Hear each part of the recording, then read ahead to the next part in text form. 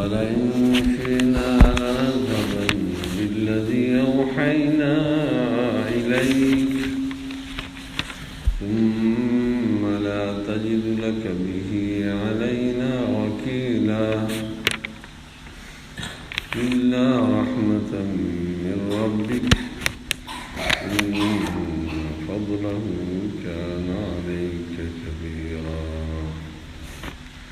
قل لئن اجتمعت الإنس والجن على أن يأتوا بمثل هذا القرآن لا يأتون بمثله ولو كان بعضهم لبعض ظهيرا ولقد صرفنا للناس في هذا القرآن من كل مثل فأبى أكثر الناس إلا كفورا وقالوا لن نؤمن لك حتى تفجر لنا من الأرض ينبوعا أو تكون لك جنة من نخيل وعنب فتفجر الأنهار خلالها تفجيرا أو تسقط السماء كما زعمت علينا كسفا أو تأتي بالله والملائكة قبيلا أو يكون لك بيت من زخرف أو ترقى في السماء ولن نؤمن لرقيك حتى تنزل علينا كتابا نقرأه قل سبحان ربي هل كنت إلا بشرا رسولا اللهم صل على محمد النبي عليه الصلاة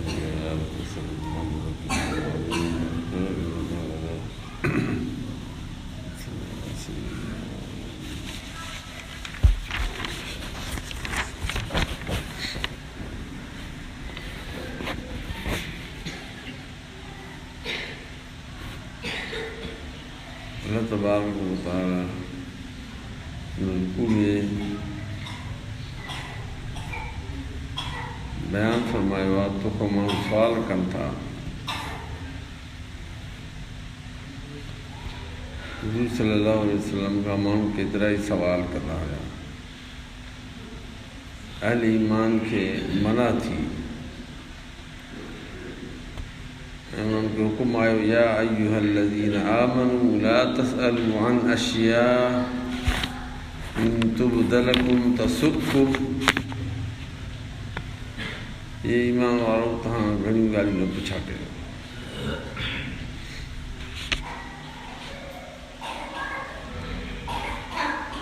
ज़ाहिर थींदियूं तव्हांखे न वणंदियूं अल्लाह जे रसूल खे जेका ॻाल्हि ॿुधाइणी हूंदी उहा ॿुधाईंदो बसि हुनजो ॿुधाइण बि मुतबरक हुनजी ख़ामोशी बि मुतबरक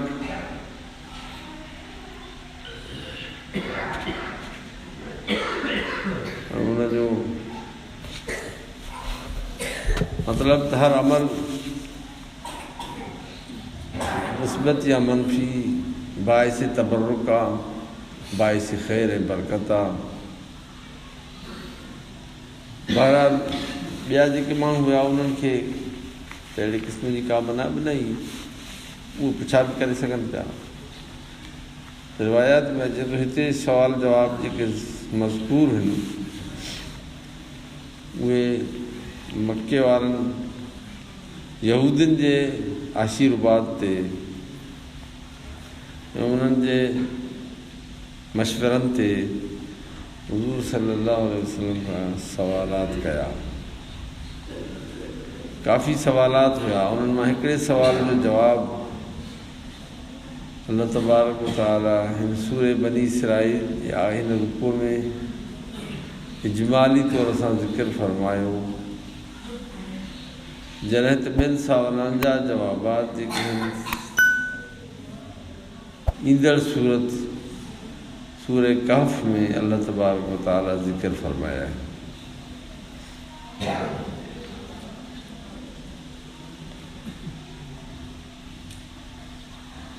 हिते अल्लाह फरमाए थो ये तोखां पुछा था कनि रूह जे बारे में, रूह छा आहे, उनजी हक़ीक़त छा आहे।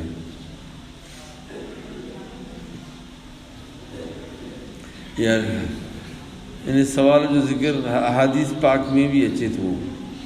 हुज़ूर सल्लल्लाहु अलैहि वसल्लम खां इहा ॻाल्हि मदीने में यहूदन पुछा कई, मक्के मुकर्रम में मुशरिकीन मक्का इहो सुवाल कयो। ॿई रिवायात लभनि थियूं ऐं उन्हनि जे मशवरे ते ई मक्के मुकर्रम में इहो सुवाल कयो। लिहाज़ा हिन आयत जी मक्की मदनी हुजण में इख़्तिलाफ़ आहे। किंतु चवणा मक्की आयत आहे या मदनी आयत आहे। मुमकिन आहे मुफ़स्सिरीन लिखनि था जिन जो नुज़ूल हिन जो मुक़र्रर आहे, यानी दोहरायल आहे। ख़ुदि क़ुरान शरीफ़ में अल्लाह जी फरमाए थो वलक़द सरफ़ना लिन्नास फ़ी हाज़ल क़ुरआन मिन कुल्लि मसल। असां क़ुरान में हर क़िस्म जा मिसाल बार बार दोहराए बयानु कंदा आहियूं। माण्हू कोन था सम्झनि, नाशुक्री कनि था, तवज्जो कोन था कनि त अल्लाह साईं छा थो फरमाए। रब्बुल आलमीन जो फरमान, उनजा अहकामात क़ुरान शरीफ़ में अल्लाह साईं इंसाननि ॾे मोकिलिया आहिनि, उन्हनि खे अल्लाह जे रसूल ॿुधाया आहिनि। उहो क़ुरान हले थो, हलंदो रहंदो क़यामत ताईं। लेकिन न माण्हू उनखे ॿुधनि था, न माण्हू उनखे अमल कनि था। पर सम्झण जी कोशिशि बि केरु नथो करे जेको सम्झण जी कोशिशि करे। अल्लाह तबारक व तआला फरमाए थो तोखां रूह जे बारे में पुछनि था, चवनि त रूह इहो रब जो हुकुम आहे, तव्हांखे इल्मु थोरो आहे, तव्हांखे थोरो इल्मु आहे। मतिलबु त तव्हां जी का इल्मी सतह उहा एतिरी आहे जो इनखे तव्हां तफ़सीली तौर सां सम्झी नथा सघो।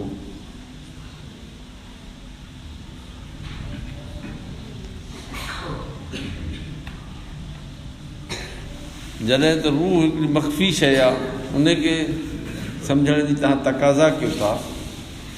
पर मादो जेको हिकिड़ी ज़ाहिरी शइ आहे, उन जे ई इफ़हाम ऐं तफ़हीम ऐं उन जे सम्झण में अॼु ताईं इख़्तिलाफ़ रहियो आहे।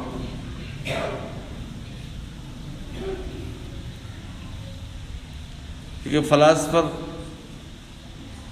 क़ुदमा हुया, अॻे ज़माने वारा हुया, उहे इन मादे खे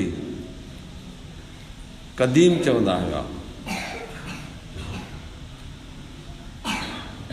यानी मादो हिकिड़ी अहिड़ी शइ आहे जेका अज़ल खां वठी आहे। बसि हालांकि असांजो अक़ीदो इहो आहे, हक़ीक़त बि आहे त अल्लाह रब्बुल आलमीन जी ज़ात पाक उहा अज़ली अबदी दहरी सरमदी आहे। ॿी जेके बि शयूं उहे अबदी न आहिनि, दहरी न आहिनि। छाकाणि त क़ुरान शरीफ़ अहिड़े क़िस्म जी तालीम तरबियत ॾिनी आहे। फरमाई कुल्लु मन अलैहा फ़ान वयबक़ा वजहु रब्बिका ज़ुल जलाली वल इकराम। जेका बि इन तव्हांखे काइनात में नज़र अचे थी का बि शइ, उहा सभु फ़ानी आहे। सिज चंड सितारा, आसमान, ज़मीन, इज़ा शम्सु कुव्वरत वइज़ा नुजूमु इनक़दरत वइज़ल जिबालु सुय्यरत वइज़ल इशारु उत्तिलत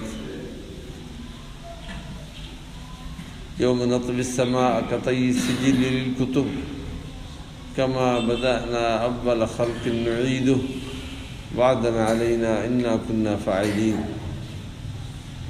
अल्लाह से फरमाए थो हिकिड़ो अहिड़ो ॾींहुं ईंदो, इन आसमान खे असां पननि वांगुरु, काग़ज़नि वांगुरु वेड़े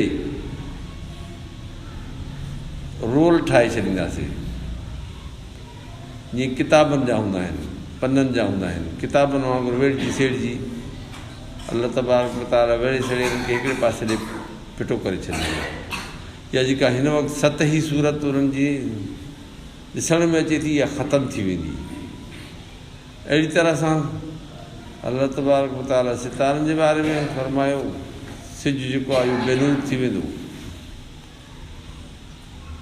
ऐं सितारा बि टिड़ी पखड़ी टुकड़ा टुकड़ा थी वेंदा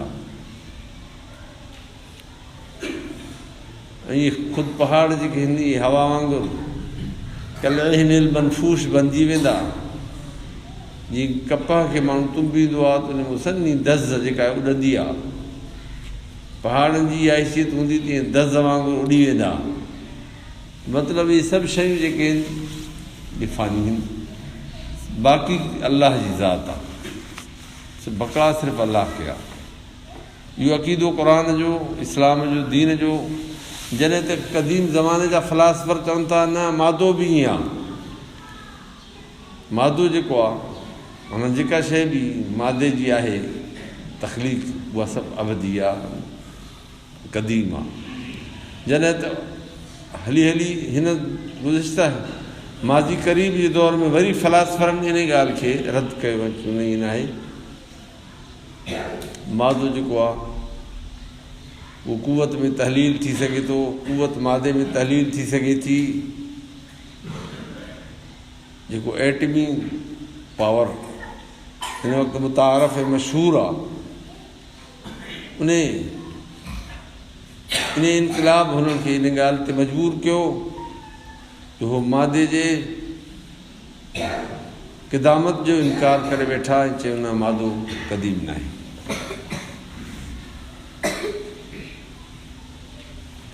मतिलबु त जॾहिं हिकिड़ी ज़ाहिरी शइ मादी शइ उहा माण्हू सम्झण खां क़ासिर आहे त हिकिड़ी अहिड़ी शइ जेका ग़ैर मरई आहे ऐं आहे यकीनी, यानी रूह यकीनी शइ आहे। ज़ाहिर आहे त रूह अचे बि थो वञे बि थो।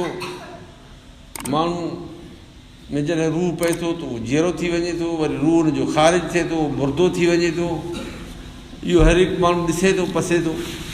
कंहिंजे मुशाहिदे में इहा ॻाल्हि बीठी आहे त ज़िंदा माण्हू ज़िंदा जीअरो जीअरो जीअरो वरी मरी थो वञे, मरी थो वञे, वरी हुनजो रूह निकिरी थो वञे, बसि मुर्दो आहे, बेकार आहे। माना अहिड़ी शइ आहे हिकिड़ी जेका नज़र बि नथी अचे, पर हुन में एॾो स्पिरिट ऐं पावर आहे, उहा जंहिं शइ में अचे थी उनखे ज़िंदा बनाए थी, जीअरो करे थी, बासलाहियत ऐं उन में जान अची थी वञे। इन बारे में जॾहिं हुज़ूर सल्लल्लाहु अलैहि वसल्लम खां सुवाल कयूं त इहो ॿुधाए त इहो आहे छा, इहा ॻाल्हि कहिड़ी आहे, इहो कहिड़ो फ़लसफ़ो आहे, इन में एॾो इनक़िलाब अची थो वञे जो हिकिड़ो मुर्दो माण्हू ज़िंदा थी वञे, ज़िंदा मुर्दो थी वञे, इहो छा आहे? नज़र बि नथो अचे, ॾिसण में बि नथो अचे, कंहिंजे कब्ज़े में बि न आहे। चवेनि ए नबी तूं चवेनि या सरूर कन रूह, तोखां रूह जे बारे में पुछनि था, चवेनि और रूह मिन अम्र रब्बी, रूह जेको आहे मुंहिंजे रब जो अमर आहे। बसि फ़िलहालु तव्हांखे एतिरी ॻाल्हि मां ॿुधायां थो, मां उतीतुम मिनल इल्म इल्ला क़लीला, तव्हांखे इल्मु थोरो आहे, रूह जी तफ़सीलात खे तव्हां नथा सम्झी सघो जो छा आहे। फिल जुमिला इन जी शरह ऐं तफ़सील इहा आहे त अलाह जो हिकिड़ो हुकुम आहे ऐं अहिड़ी तरह सां अलाह तबारक व तआला जो हुकुम ख़ुदि कंहिं बि शइ खे मारज़ वजूद में आणे सघे थो। इहो ख़ुदि क़ुरान जो फ़लसफ़ो आहे जो अलाह तबारक व तआला फ़रमाए थो इन्नमा अमरुहु इज़ा अराद शैअन अन यक़ूल लहू कुन फयकून। अलाह तबारक व तआला कंहिं बि शइ खे मारज़ वजूद में जेकॾहिं आणणु चाहे थो त कुन जे अमर सां उहा शइ मौजूदु थी सघे थी। मतिलबु रूह जेको आहे अलाह जो अमर आहे। अलाह तबारक व तआला हिते फ़िलहालु मुख़्तसिर इहो जवाबु ॾिनो। जॾहिं त जेके बि उलमा फ़ुक़हा इन बारे में परेशानी जे आलम में रहंदे रहंदे कुझु न कुझु इन जूं वज़ाहतूं ऐं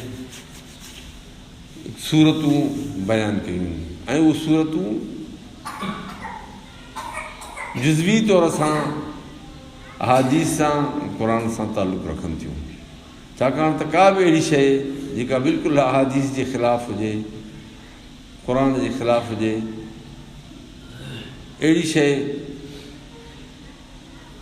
माण्हू मञी नथो सघे। जेकॾहिं ख़िलाफ़ु आहे त बिल्कुलु उहा बातिल आहे, जॾहिं बिल्कुलु ख़िलाफ़ु आहे त उहा बिल्कुलु बातिल आहे। केॾी बि सुठे में सुठी ॻाल्हि हुजे पर जेकॾहिं क़ुर जे ख़िलाफ़ु आहे, हदीस जे ख़िलाफ़ु आहे त बातिल आहे, उनखे बिदअत में शामिलु कयो वियो आहे। मन अहदथ फी अमरिना हाज़ा मा लैस मिन्हु फहुव रद्दुन। हुज़ूर सल्लल्लाहु अलैहि वसल्लम फरमाइनि था, जंहिं नई का शइ आंदी फी अमरिना हाज़ा, असांजे हिन अमर में यानी दीन में इस्लाम में, मा लैस मिन्हु, जेका उन में आहे कोन, फहुव रद्दुन, उहा मरदूद आहे। फरमाइनि जेका शइ नई आहे उहा मरदूद आहे, उहा बिदअत उनखे चयो वञे थो। फरमाइनि कुल्लु बिदअतिन दलालह, हर बिदअत जेका आहे उहा गुमराही आहे।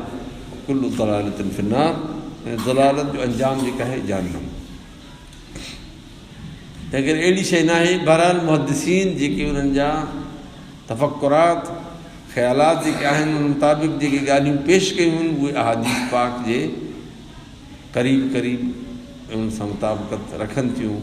जीअं हदीस शरीफ़ में अचे थो, अल्हम्दुलिल्लाह अल्लज़ी ख़लक़ल ख़ल्क़ व बरअन नस्मा, सभु तारीफ़ूं अलाह जूं, जंहिं अलाह तबारक व तआला मख़लूक़ पैदा कई ऐं पैदा कई नस्मो,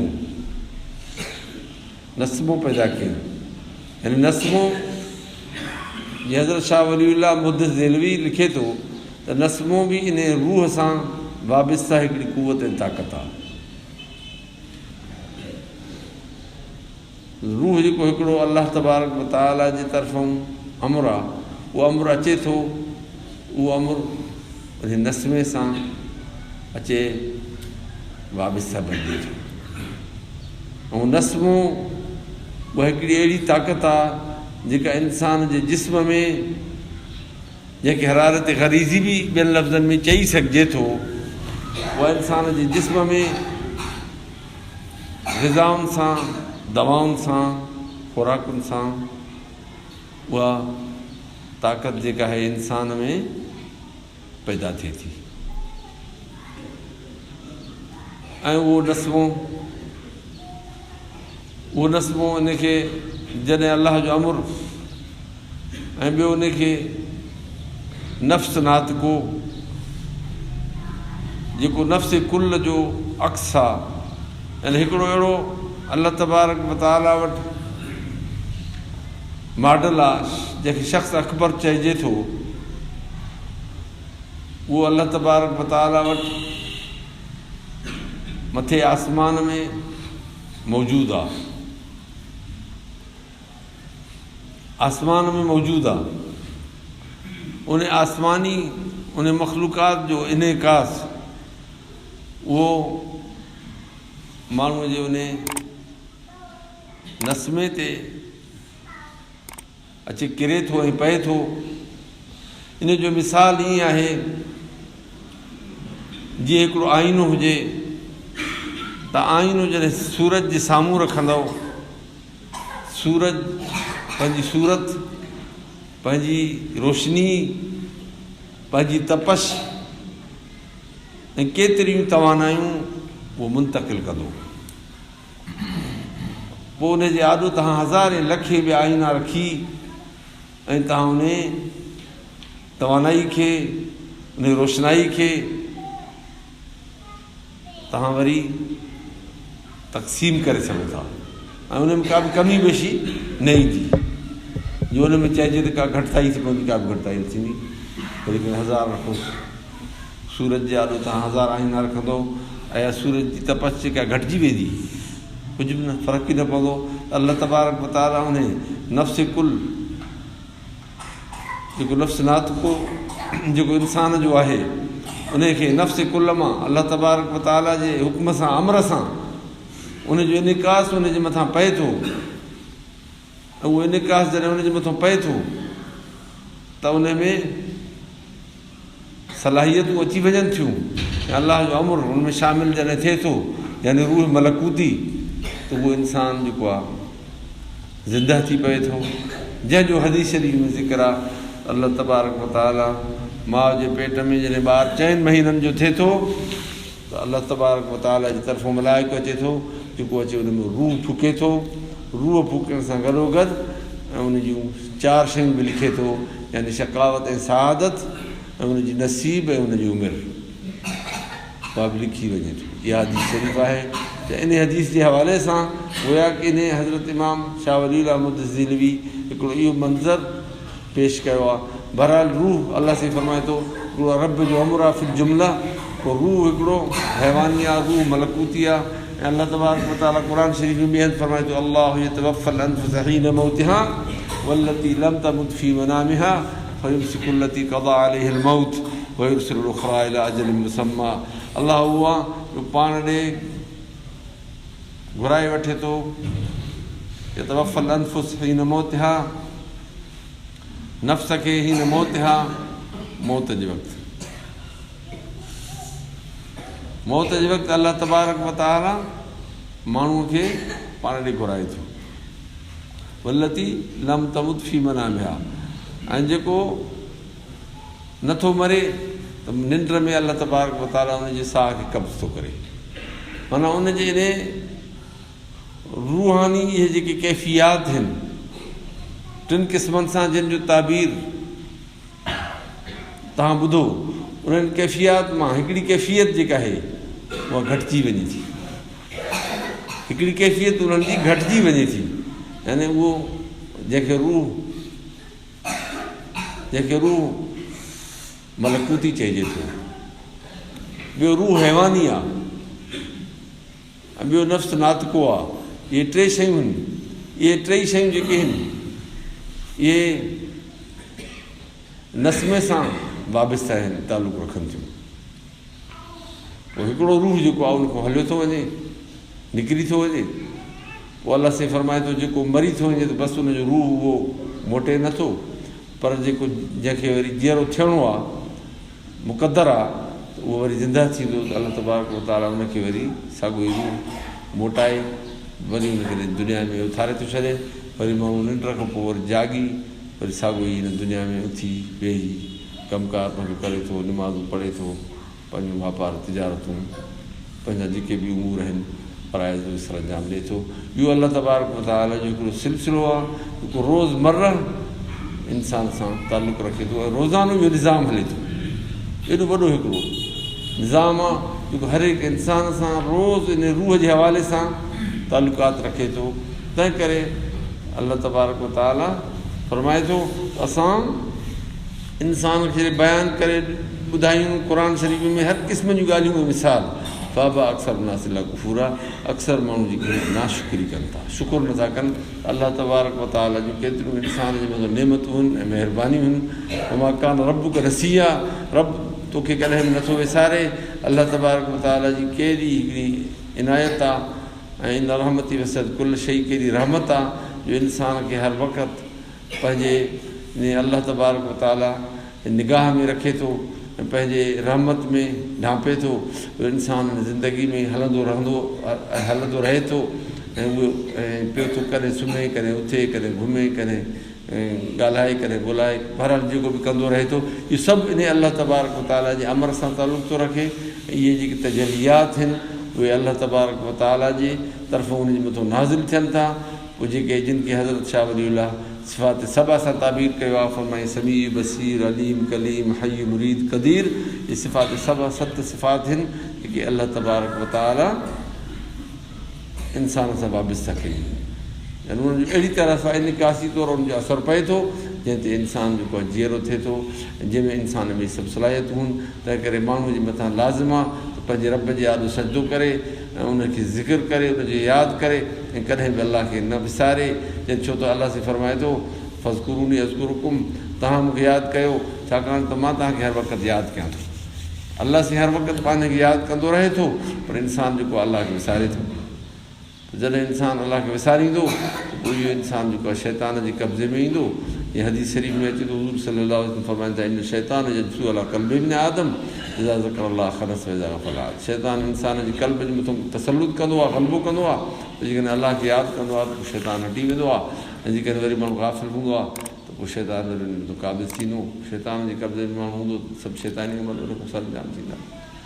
तंहिं करे ऐं हुज़ूर सल्लल्लाहु अलैहि वसल्लम जन मना फरमाई अहिड़े क़िस्म जे अमरनि खां जेके माण्हू खे शैतानी खिजलानी तसल्लुत में अंदरि फसाइनि ऐं उनखे मग़लूब रखनि। ख़ुसूसन उन में अचे थो हदीस शरीफ़ में सौतान मलऊनान ॿ सौत ॿ आवाज़ जेके आहिनि उन्हनि ते ख़ुदा जी लानत आहे, यानी बोद अल रहमत। लानत जी माना छा हूंदी आहे? बोद अल रहमत, यानी रहमत खां परे। हिकिड़ा अहिड़ा आवाज़ आहिनि जेके रहमत खां परे आहिनि। फरमाइनि त सौतुल नाहिया व सौतुल मज़ामीर, हिकिड़ो नोह जो आवाज़ु, पिट खोह जो आवाज़ु, ऐं ॿियो मज़ामीर साज़नि जो आवाज़ु, इहो जेको आहे माण्हू खे रहमत खां परे थो करे। इहो जेकॾहिं आवाज़ु हर वक़्तु माण्हू जे ज़हन में ईंदो रहंदो, उहो रूह, उनजी ज़हन अलाह जे रहमत खां, उनजो जिस्म अलाह जे रहमत खां महरूम थींदो वेंदो, परे रहंदो। तंहिं करे फरमाइनि था रिवायत में अचे थो हुज़ूर सल्लल्लाहु अलैहि वसल्लम जन हिकिड़े भेरे मज़ामीर जो आवाज़ु ॿुधो, साज़ जो आवाज़ु ॿुधो, पाण कननि में वार करे आङुरियूं विझी छॾियूं। हज़रत अनस जी रिवायत आहे बुख़ारी शरीफ़ में। हज़रत अनस रज़ियल्लाहु ताला अन्हु रिवायत थो करे हुज़ूर सल्लल्लाहु अलैहि वसल्लम पंहिंजे कननि में आङुरियूं विझी छिके बंदि कयूं। उहो मूंखे इशारे सां पुछनि पिया, ॾे हल आवाज़ु अचे थो, मां नंढो हुउसि, मां नंढो ॿारु हुउसि, हुज़ूर साईं जी ख़िदमत कंदो हुउसि। उहो मूंखे पुछनि पिया, पोइ मां जॾहिं चयोमांनि त आवाज़ु बंदि थी वियो, पोइ आङुरियूं कढियऊं। मतिलबु इहा हिकिड़ी तालीम हुई जेकी हुज़ूर सल्लल्लाहु अलैहि वसल्लम जी सुनत हुई, तरबियत हुई, जेका ॾिनऊं। दुआ आहे त अलाह तबारक व तआला असांखे हुज़ूर सल्लल्लाहु अलैहि वसल्लम जी सुनत ऐं फरमान मुताबिक़ हलण जी तौफ़ीक़ अता फ़रमाए।